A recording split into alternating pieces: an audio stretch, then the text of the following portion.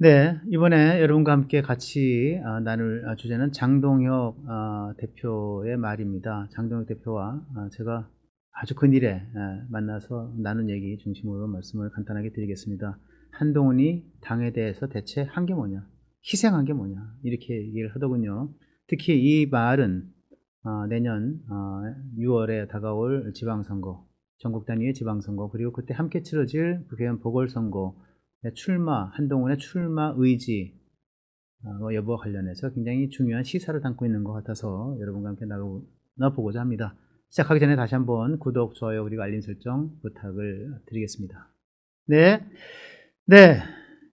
먼저 한동훈 전 국민의힘 대표가 얼마 전에 모 방송에 나가서 인터뷰, 출연해서 나눈 이 대화 내용입니다.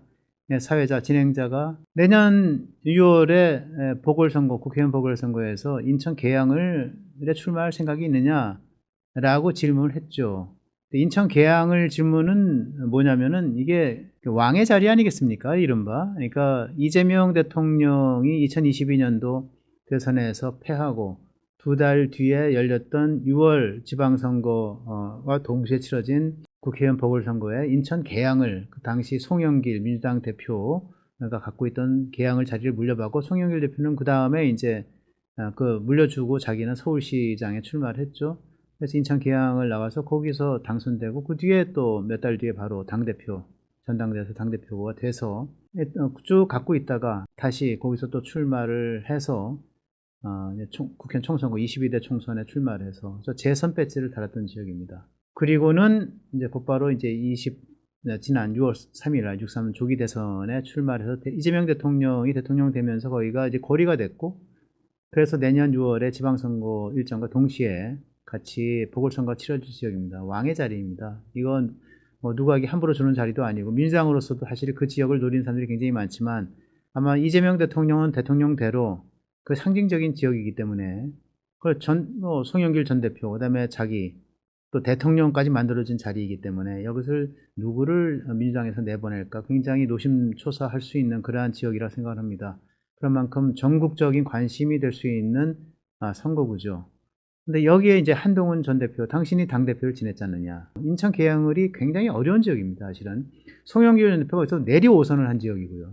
이재명 재선을 한 지역이고요. 내리 7선, 그 이상을 거기서 쭉 민주당 의원들만 배출한 지역이라서 사실 누구라도 선뜻 아무리 공천을 준다 해도 나가기가 쉽지 않은 지역입니다. 물어본 거예요. 당신이 나갈 의향이 있느냐. 그랬더니 한동훈 대표가 하는 말이 내가 또 희생하라는 겁니까? 제가 이제 그 당시에 직접적으로 이제 본방을 내가 보지 못했고 나중에 저도 이걸 봤는데 내가 또 희생하라는 겁니까? 전 이 답변을 듣고 정말 기겁을 하겠더라고요, 저도.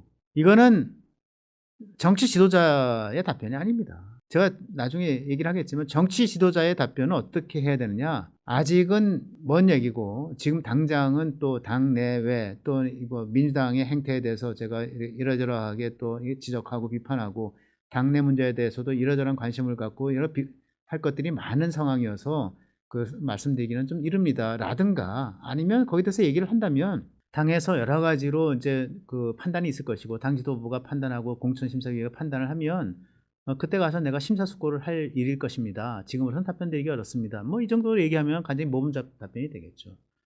그런데 딱 나오는 답변이 내가 또 희생하라는 겁니까? 이렇게 얘기를 한 겁니다. 정치인의 답변이 아니에요. 정치 지도자의 답변은 더욱더 아니고요. 한동훈의 마인드는 뭘까? 네, 한동훈의 마인드는요, 제가 볼 때는 국회의원 선거 나가서 배지 달고 싶다. 그래서 중앙무대로 들어와서 뭔가 내가 이 제대로 된 역할을 좀 다시 한번 하고 싶다. 비대위원장도 했고 당대표도 했지만 그때는 배지도 아니었고 결국은 또 그 여당 국민의힘은 결국은 탄핵당한 정당이 돼서 대통령은 탄핵됐고 이래서 제대로 그 뒤에 할 일이 없었는데 이제는 좀 제대로 배지 달고 중앙무대에서 중앙정치학교에서 가장 완벽한 정치학교에서 한번 정치적으로 뛰고 싶다. 이런 생각을 할 거예요. 그런데 험지에는 가고 싶지 않다. 당선이 보장된 지역, 안전하게 당선될 수 있는 지역에 가겠다. 이런 마인드 아니겠습니까? 그러면서 한다면 내가 또 희생하라는 겁니까? 대체 무슨 희생을 하느냐 이거예요. 이 정성국 부산에 지역구를 갖고 있는 정성국 의원이 이 한동훈의 개항을 출마 뭐 권유 또는 출마 설 관련해서 또 비슷한 얘기를 합니다. 사실은 한동훈 전 대표를 반대하고 비토하는 사람들이 내뱉는 얘기다. 한동훈 전 대표가 싫어서 이 사람을 반대하고 비토하는 세력이 어디 그게 보내줄게, 거기 가서 나가 떨어져, 뭐 이렇게 해서 내뱉는 얘기들이다.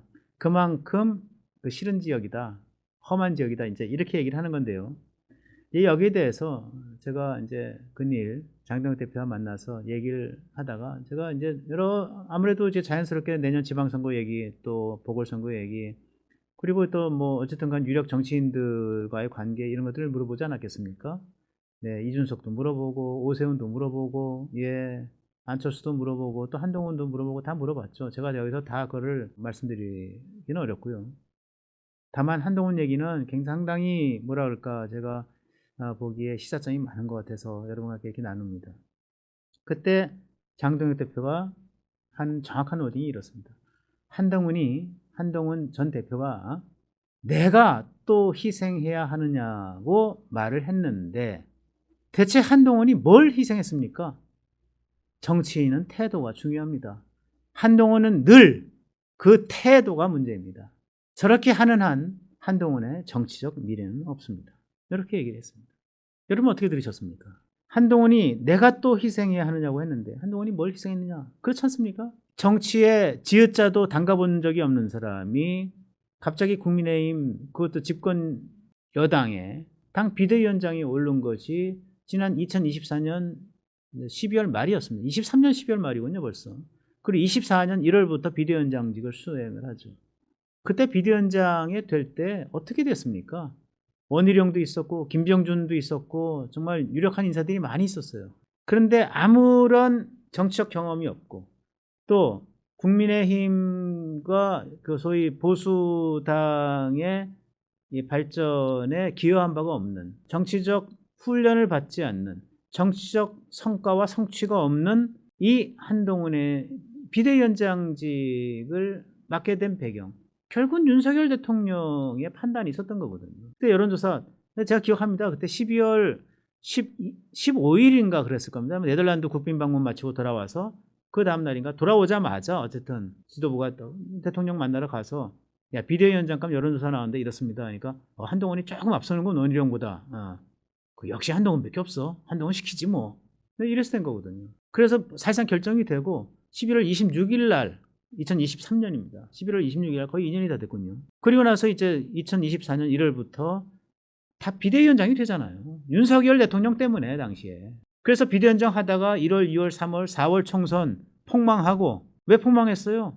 사사건건 대통령과 당대표가 그냥 맞서고 그냥 갈등하고 조기 차별화한다고 막 그러고, 예, 세상에 집권 한지 2년도 안 된 정권에 차별화하겠다, 대통령에 대해서 당대표가 차별화하겠다고 그래가지고 대통령을 짓밟고 청와대 용산 들어가면 아무 말도 못하면서 딱 나와가지고는 언론 플레이하고 대통령 싣고 다니고 이러면서 대통령의 권력 기반을, 집권 기반을 하나하나 허물어뜨린 게 한동훈이 아닙니까?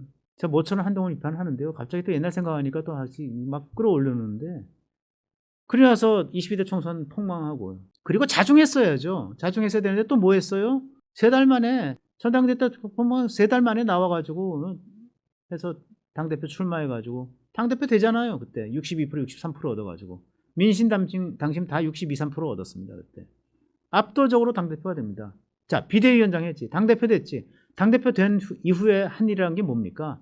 결국 김건희 특별법, 특검법, 그다음에 최상면 특검법 밀어붙이자, 뭐 이거 뭐 어쩌자 이러면서 계속 대통령 괴롭히면서 대통령 갈등하고 조기 차별화 계속 이어나가고, 그러면서 당정 갈등을 표면화시키고, 이래가지고 하나하나 허물어지기 시작을 한 겁니다.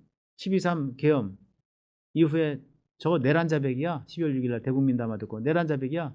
이래서 대통령 또 까고. 그래가지고 결국 탄핵, 내란몰이 탄핵으로 가게 판 깔아주고, 예, 가서 탄핵 찬성 투표하고, 그리고 6.3 조기 대선에 후보 경선 때 나와가지고 또 경선해가지고 결국은 거기서 김문수 후보한테 지죠.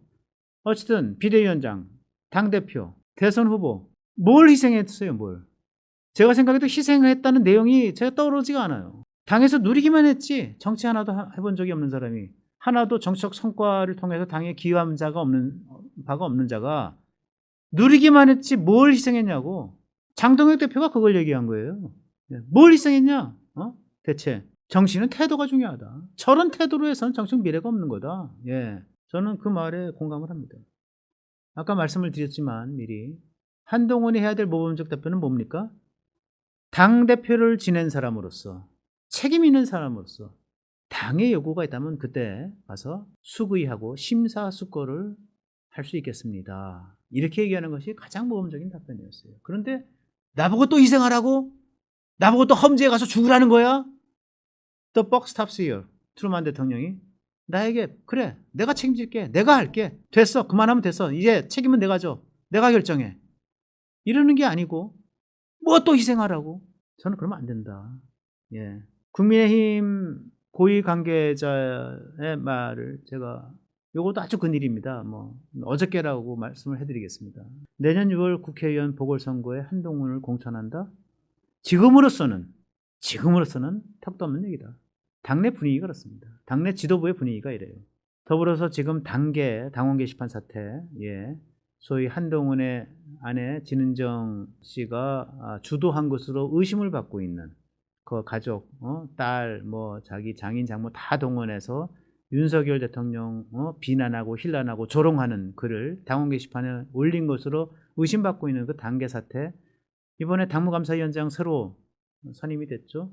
당무감사위원들 다 선임이 됐습니다. 3분의 2가 외부 인사예요. 당무감사위원장은 당연히 당원상 외부 인사로 채워져야 되고요. 이호선 국민대 교수, 법대 교수, 아주 실력 있는 신망 있는 교수죠. 처음부터 다시 원점으로 또 다시 해서 조사가 지금 진행되고 있습니다.